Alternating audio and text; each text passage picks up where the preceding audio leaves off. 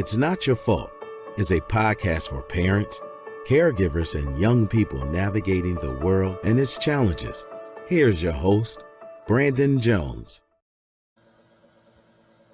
Greetings, everyone, and welcome back to another installment of It Is Not Your Fault, a teen mental health podcast. I am your host, Brandon Jones, and on today's episode, we are going to talk about healing the inner child and how that healing work connects to parenting.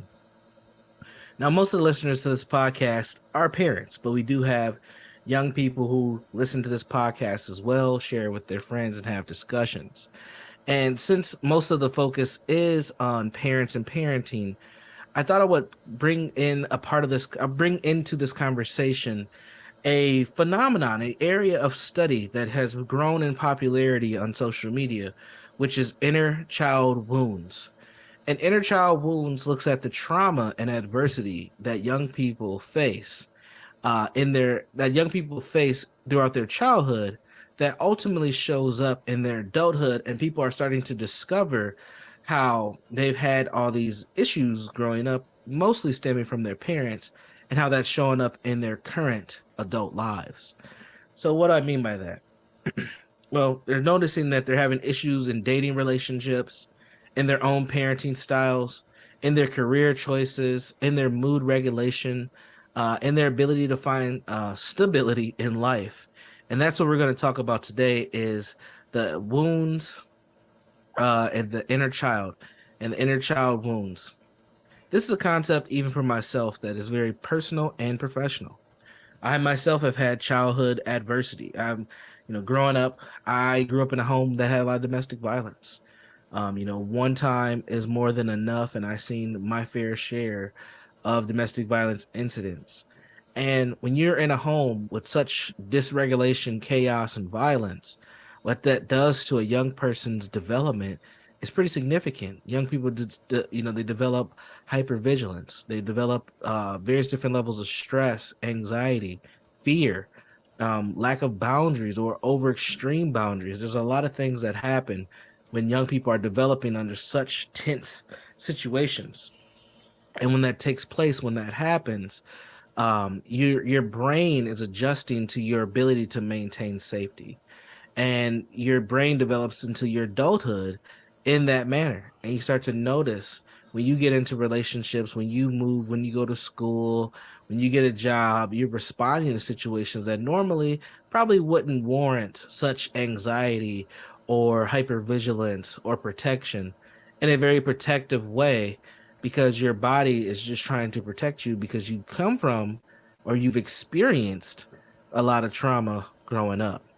So that's just an example. So again, both professional and personal for me, and I'm sharing it with you because some of the issues you may be having with your own teen may be based off of your own childhood trauma, and healing those inner childhood wounds, and they're showing up into your parenting style, and you just don't know it. I also bring this up because a lot of times we see ourselves in our children. We see ourselves and we see our parenting styles in our own parents and how they parented us. And it's important for us to recognize that as we engage with our young people, because ultimately what they're going to do is that they're going to mirror several things that we've experienced or did not experience as young people. So let me talk about some of the signs of the inner childhood wounds. I'm just going to talk about 4 of them for today, and we might dive into some of the other ones later on in the podcast, in the episode down the road. So the first one, never feeling close to your parents. They're leaving you feeling alone and disconnected. A lot of people grow distant from their parents. You may be feeling this with your own young person in your life right now, where there's this kind of disconnection between you and them. We know that it's very common, though, with teenagers to not want to kind of be under the wing of their parents. They're seeking and looking for independence. They want to figure out things. They're trying to discover what their identities are in life, etc. So there's a natural built-in disconnection with teenagers.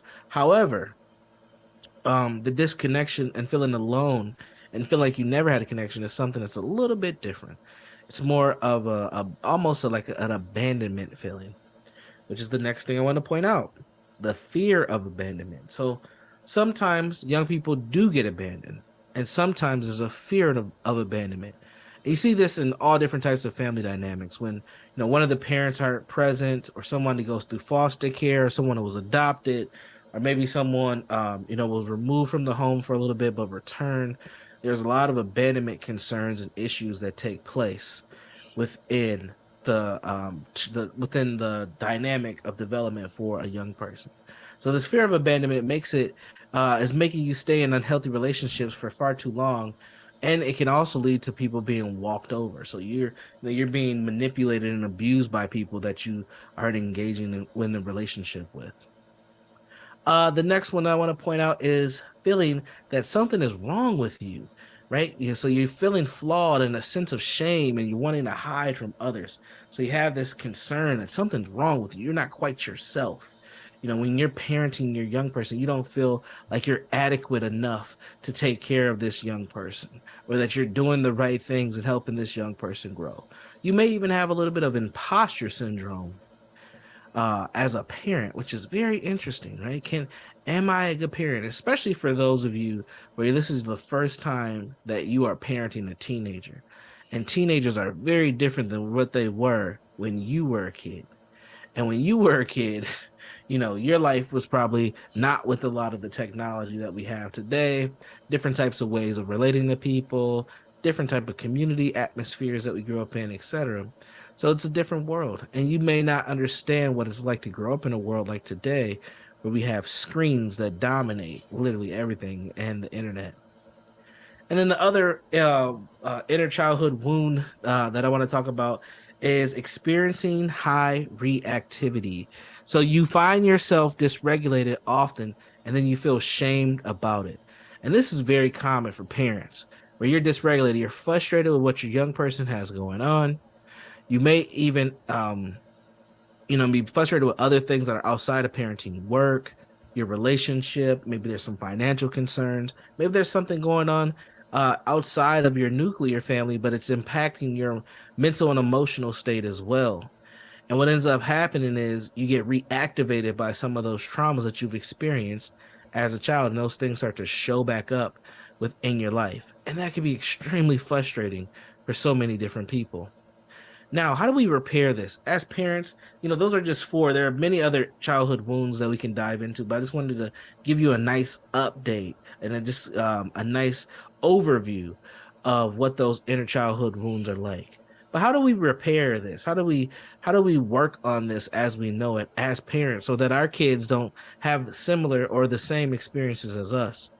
I'm going to share with you 7 kind of tips and strategies to think about and to engage in, so that your inner childhood wounds do not show up into your parenting. So let's go with number 1. Learn about what you missed out on as a child and how it affects you today. That's the first thing you do. You have to raise your awareness. What did you miss out on with your parents? What did you wish that they knew or they didn't know? What type of experiences did you want to have with them? And how do you gain those experiences with your child? How do you start to develop those types of experiences? So what that's going to do is it's going to require you to reflect on your childhood experiences and re-image and redefine the perception that you had with your own parents or caregivers. The next area that we're going to talk about is connection with your inner child. This is going to require you to do some soul searching, some deep connection with who you were as that young person. And you might need to engage with your child in order to kind of reach back and to feel some of those childhood experiences. How can we do this? Well, think about old games that you used to play, board games, maybe a race. You might do some jump roping, you might play tic-tac-toe. Who knows? But just find something to do that connects back to your childhood with your child. It's a good way to engage them. They might think that it's lame, or they don't want to do it, or come on, mom, or come on, dad, or come on, this is just not cool. But it's okay. You can still do those things with them and engage them and encourage them to just have a little bit of fun with you, so that you can connect back to that younger part of yourself. The third thing that I want to point out is let go of the burden of shame and guilt that you feel. As a parent, it is very easy to have shame, guilt, and feel the burden of parenting. And a lot of times we feel these ways because of what we did not have when we were younger.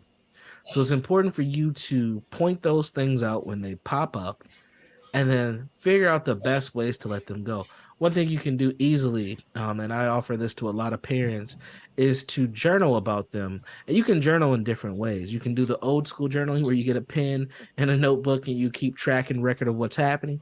Or you can do what I call new school journaling, where you can take a voice memo app on whatever device you want to use and just talk it out with yourself. Just hit record and talk it all out till you run out of things to say. Stop the recording, save the message, and then come back to it later to reflect. The next tip and area of dealing with those inner childhood wounds and parenting is learn what your parents could not teach you. What were their limitations? What were your parents and caregivers' limitations? Was it healthy boundaries, emotional regulation? Maybe they had bad communication skills, or maybe they just didn't communicate the way that you would have liked them to. Was their ability to be resilient? Did they have struggles within their life? What about their frustration tolerance? How much were they putting up and dealing with, and how much were they not? Accountability. Did your parents display accountability? And then self-love. Did you ever see your parents really care for themselves and display self-love? And what does that mean to you as a parent, and how are you displaying that to your child? The next tip is to create meaningful relationships and form support networks. So one of the biggest things that I think we overlook when it comes to parenting is making sure that you have connections to other people who are parenting. Don't go at it alone. There's always support out there and connections to be made so that you don't feel like you're just parenting in a bubble. Sometimes that connection is your partner, but it also can be other parents as well that do not live in your home, but they may live in your neighborhood or even online. The next tip is to fulfill needs your parents did not meet. Now, this is important because a lot of us, we parent this way. We parent based on what we did not have as children, and that's okay. But we got to make sure that that's effective. And then also, if we're not parenting that way, what did we miss? And is your child missing those things as well? And sometimes having a conversation with them and asking them, hey, what could I do better as a parent to you? What am I missing? What supports do you need from me? Could lead to very interesting conclusions on what's happening, what's going on for that young person. And then lastly, the easiest thing that you can do when we talk about dealing with those inner childhood wounds is to be yourself. Be yourself, love yourself, accept who you are, even if it's not where you truly want to be, even if it's not the most comfortable state that you want to be in. Don't be afraid to accept who and how you are, and be willing to be better and willing to work on the things that aren't necessarily where you want them to be. But be true to yourself. So many of us, we harp on ourselves and we get so frustrated at who we are or the things that we've done that we forget to love and care about ourselves. And when you do that, your children are watching. Those teens are watching. They're paying attention. And if you're preaching one thing and you're acting in a different way, they will pick up on that. And they will start to lose a lot of respect for you as a parent. And that's one of the main things you need with teenagers is respect. Because once you lose that, it's hard to get it back. I've seen a video recently that went viral where this father was being confronted by his daughters for cheating, and you can hear the pain in the daughters' voices, and they just lost so much respect for their dad because they caught him cheating on his phone. And the dad was trying to tell them, "I'm still your father. Don't talk to me this way." But what I gained from that video, it was a tragic situation all the way around. But what I gained from it was he lost their respect, and it's going to take him a long time to gain that back. So make sure you respect yourself. Make sure if you're a young person, respect your parents. Ask them questions. Talk to them about their childhood. See what they've been through. And if you are a parent or caregiver who has those inner childhood wounds, today is your day, and this is your signal to do something about it. Remember, if there's any type of trouble that's happening within your home, it is not your fault, but it may be your opportunity to do something different.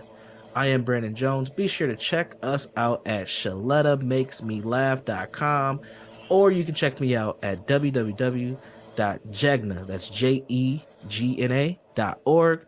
Send your questions, send your love, and we'll see you again on the next podcast. Peace. To check out previous episodes of It's Not Your Fault, or to learn more about Brandon Jones, log on to ShalettaMakesMeLaugh.com. You deserve more internet than what you get from just your cell phone. Get free high-speed internet at home, a $29.95 value when you qualify for Internet Essentials Plus and the Affordable Connectivity Program. Enjoy more streaming, gaming, and video chatting on more devices for free. With unlimited data and a wireless gateway included at no extra cost. No fees, no taxes, and no annual contract. Connect to more of what you love for free with Xfinity and the Affordable Connectivity Program. Click, call, or visit a store to learn more. At Hy-Vee, we take pride of being part of the communities we serve. In 2021, we donated more than 14 million meals, and this year, we're committed to doing even more. For over 90 years, we've been the place that people turn in time of need, and we take that very seriously. That's why we're loading our semis full of food this week and making deliveries across the Midwest to help families this Easter. To join our effort, simply donate when you're at the checkout. Together, we can make a big difference for those in need. There's a new way to get around in North Minneapolis. It's Metro Transit Micro, a new ride-sharing service that connects you with Metro Transit bus routes or wherever you need to go on the north side. It's convenient, affordable, and accessible. Metro Transit Micro uses minibuses to reach more neighborhoods, and you'll have shorter wait times. It costs just the same as bus routes, and it's easy to use. You can pay your fare in cash, a go-to card, or the Metro Transit app. Just go to metrotransit.org/micro. Download the app and create your account. It's really simple. So whether you're going to a friend's house in Bryn Mawr to watch the Vikings game, or you need to get dropped off at the Metro C Line station to hop on a bus to get to work across town, Metro Transit Micro got you covered. Book a ride, get picked up, and get where you need to go. Start riding today on one of the new Metro Transit Micro minibuses. It's back to school time, and that means it's back to cooking breakfast for your kiddos and making school lunches. That's a lot of cracked egg shells and cut off sandwich crust. Now listen, before you think about throwing those food scraps away, think about recycling them. Ramsey County has a program that can help you do just that, and it won't cost you a dime. Ramsey County has a free food scraps recycling program that lets you collect stuff like apple cores, coffee grounds, and veggie scraps. Here's how it works. Put all those scraps into a compostable bag. Then once a week, drop it off at a free food scrap site by your house. And listen, I understand that life is busy, so if you can't get there once a week, just toss the bag in the freezer until you can find the time to do it. To locate a food scrap collection site near you and to get more information about the program, visit RamseyRecycles.com/food scraps. And tell your friends and family about it. Let's all do our part to help save the planet. All right, did you know I was the Mommy Slam Dunk Champion? Really? Yes, really don't sound so surprised. Let's see it. Oh, you're ready. All right, here we go. Let's hear the crowd. So go to right, I go to left, fake a mom. Mama, go up, mama! She did it. Again? You can't avoid gravity, but United Healthcare can help you avoid financial surprises by helping you compare costs and doctor quality ratings. United Healthcare. Uh-huh.